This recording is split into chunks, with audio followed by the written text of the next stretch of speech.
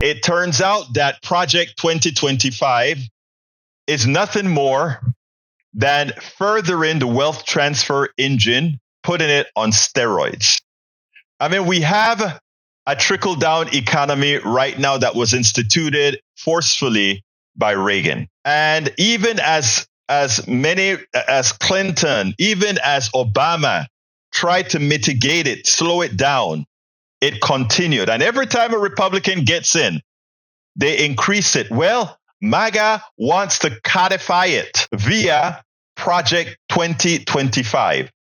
And here is what 2025 is going to mean to the average middle class, to the average working class American. When we talk about Project 2025 that MAGA is supporting, and all those rural MAGAs, all those working class MAGA, all those unionized MAGA, all of them that are working for it, fail to understand. You are not screwing the left. You are not giving it to the libs. You're not sticking it to the libs. You're mostly sticking it to yourself. Check this out and we'll take it on the other side. Project 2025, the 920-page policy manifesto by the conservative group, the Heritage Foundation, highlights a wish list of economic and financial plans under a potential Trump second term. While Trump hasn't said he doesn't know anything about Project 2025, he says he doesn't know anything about it. We did a segment recently with NBC's Vaughn Hilliard showing how connected to it he actually is, even if he denies it. Proposals include higher taxes on lower income Americans, increased student loan payments, and major cuts to Medicaid. Steve Ratner has made his way to the Southwest Wall with charts on those financial implications of Project 2025. And Steve, your first chart shows there would be higher taxes on the less well-off. Tell us about it. Sure, Mika. Look, taxes are obviously perhaps issue number one on the minds of many Americans, and Project 25 is very clear about what it wants to do. It essentially wants to restructure our tax system into only two tax brackets, 15% for those earning less than the Social Security maximum, which is, I think, about $166,000 a year, and 30% for those earning above. But that would radically change how much different Americans pay. It would actually increase the amount that people making less than $150,000, less than that cutoff, pay $1,000, $2,000, $2,500. They would pay more taxes, but people above the wealthy would pay dramatically less taxes. If you earn $400,000 a year, you would get a tax cut of about $14,000. So an extraordinary shift in the tax burden away from the wealthy and toward the less wealthy. This is an even more extreme version of what Trump did in his tax bill, the TCJA, Tax Cut and Jobs Act, back in 2017 or so. And you can see here the impact of that was similarly regressive in that people at the bottom got a much smaller percentage increase in their tax cut, and the people at the top got a much larger tax cut. 85% of this tax bill went to people making more than $75,000 or to business. And so essentially what this proposal would do is take this and put it on steroids. So, Steve, the Biden administration's attempts to actually lessen the student loan burden really enraged Republicans. In fact, whenever you would bring up January the 6th, it seems that a lot of Republicans go, yeah, well, look what Joe Biden did with student loans. And they were serious. That's sad, but they were serious. This Project 2025 thing actually is going to increase the burden on people with student loans, right? Yeah. So Joe Biden did make a bunch of proposals. Some of them got litigated and overturned, but then he found other ways, which I'm going to talk about in a second, to address the student loan burden. But what Project 2025 would do essentially would be to eliminate all of what the Biden administration did to cut the burden of student loans. And you can see here, this is broken down by education and by, all the way from some college, but no degree, to master's program. And so in terms of the monthly student loan payments, for the people at the bottom, their monthly average student payments would go from $78 to $308. So a huge increase for those with very little college, people who don't probably have great jobs, and for whom this is a big burden. And then smaller increases, but still substantial, all the way up to people who have master's degrees. So completely wiping out everything the Biden administration has done for the last 3.5 years. But let me show you one impact of what the Biden administration has done. We all know that student loan debt has been a huge problem, and it's gone up and up and up. It's gone up and up per student. And this is even inflation adjusted, and it went up under Trump. But for the first time since at least 2007, student loan debt per borrower has actually gone down for three straight years. Still really high, but you can actually see tangible progress made under the Biden administration in reducing that student loan burden. Yeah, and so we're talking about higher student loans. We're talking about higher taxes for working class Americans, and finally, let's talk about the impact that it's going to have to Medicaid. You know, there used to be this idea, Medicaid, that just goes to poor people living in urban areas. And what a lot of Americans have figured out since Medicaid cuts have come, no, that's money that actually funds rural hospitals. That's money that funds nursing homes. That's money that funds a lot of medical care, a lot of medical treatment for Americans of all demographics in all parts of America. And Donald Trump, if he really does embrace 2025, like he said in the past, he's going to support more massive cuts to Medicare. Yeah, Joe, you're right. And Medicaid. You're right, Joe. Medicaid, I think there's something like 90 million people on Medicaid in America, 38 million children. So you're right. It is not just some urban program for a few poor people.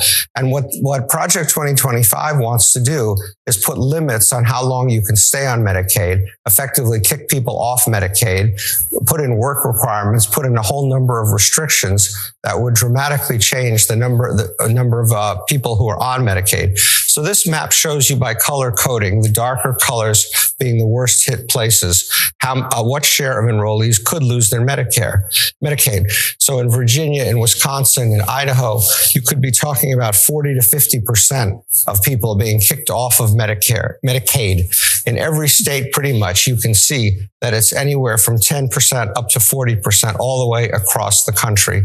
It would be a massive change in a program that, as you said, is absolutely central to our healthcare system and to the lives of so many people who can't afford their own healthcare.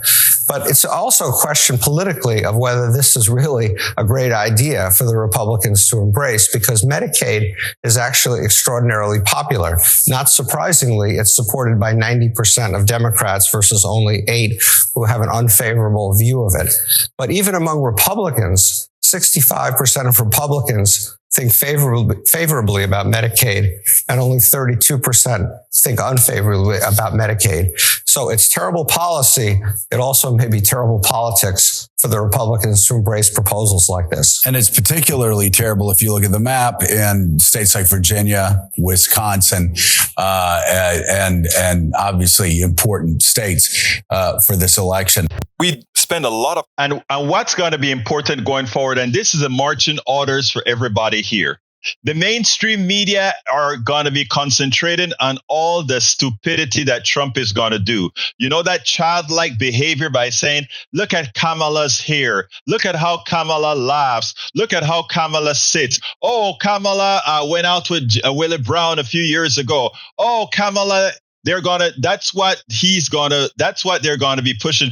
Oh, look at Kamala locked up a whole lot of black men, not realizing that if Kamala locked up a whole lot of black men, that may be something that gives her the vote from quite a few races, right? But anyhow, they're going to be talking about all those kinds of things to deflect.